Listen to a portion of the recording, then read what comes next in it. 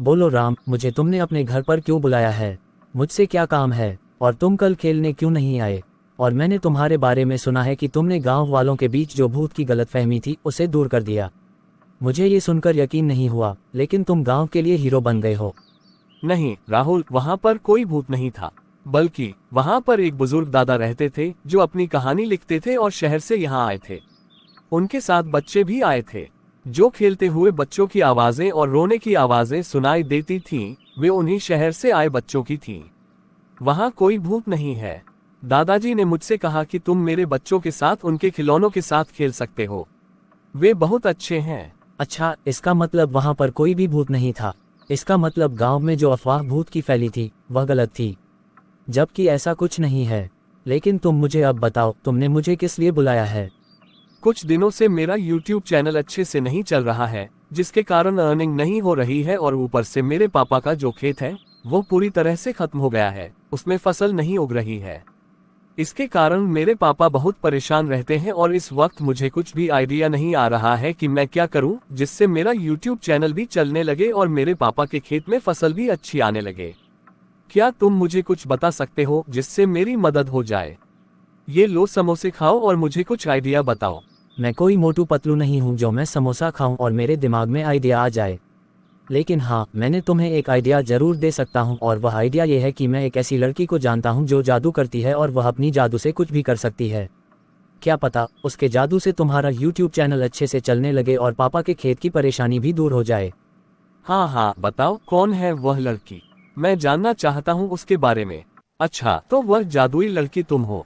तुम ये जादू करना कहाँ से सीखी हो, और यह कैसे संभव है कि तुम मेरी इन परेशानियों को सुलझा सकती हो?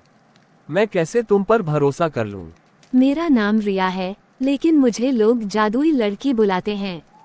और तुमने मुझसे पूछा कि मैं तुम्हारी परेशानी को कैसे दूर कर सकती हूँ।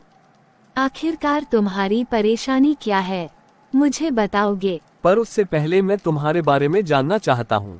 तुम मुझे बताओ, तुम में ये जादू कहाँ से आया? तुम्हें ये जादू कैसे मिला? मुझमें जादू हमारे पूर्वजों का है। हमारे पूर्वज काफी शक्तिशाली थे। मैं तुम्हें अपने दादाजी की कहानी सुनाती हूँ। एक गांव था, वहाँ की गुफा में मेरे दादाजी ने कई सालों तक तपस्या करके शक्तियाँ प्राप्त की, और वही शक्तियाँ हमें भी होती हैं। वे बहुत शक्तिशाली थे। मैं तुम्हें उनकी एक कहानी सुनाती हूँ। गांव में एक बार एक भूत का कब्जा हो गया था। वह लोगों को बहुत परेशान कर रहा था। एक दिन जब मेरे दादाजी उस गांव में गए और वहां जाकर रहने लगे, तो उन्हें ये बात पता चली कि वहां एक भूत गांव वालों को बहुत परेशान कर रहा था।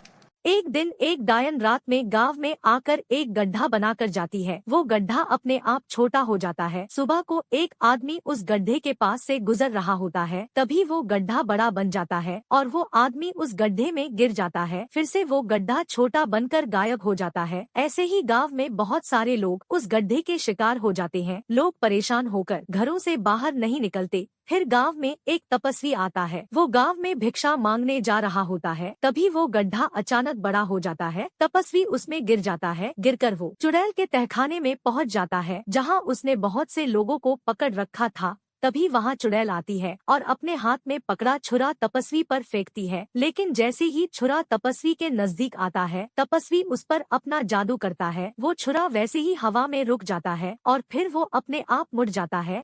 फिर सीधा जाकर चुड़ैल पर जादू फेंकने लगता है। जादू के असर से चुड़ैल तड़पने लगती है और मर जाती है। फिर अच्छा, तो ये कहानी है। तुम्हारे दादाजी काफी शक्तिशाली थे और अब मुझे भरोसा हो गया है कि तुम मेरी परेशानी को दूर कर सकती हो। चलो मैं तुम्हें बता ही देता हूँ। मेरी परेशानी यह है कि मेरे पिताजी काफी परेशान रहते हैं, क्योंकि जहाँ पर वे फसल बोते हैं वह खेत पूरी तरह से बर्बाद हो गया है। वहाँ पर कुछ भी नहीं उग रहा है, और जब फसल नहीं हो रही है तो घर में पैसा नहीं आ रहा है, जिसकी वजह से मेरे पापा बहुत दुखी रहते हैं। इसके अलावा मेरा YouTube चैनल भी नहीं चल रहा है, जिससे मेरी कमाई नहीं हो रही है। तो क्या तुम मेरी मदद कर सकती हो जिससे सब कुछ वापस ठीक हो जाए?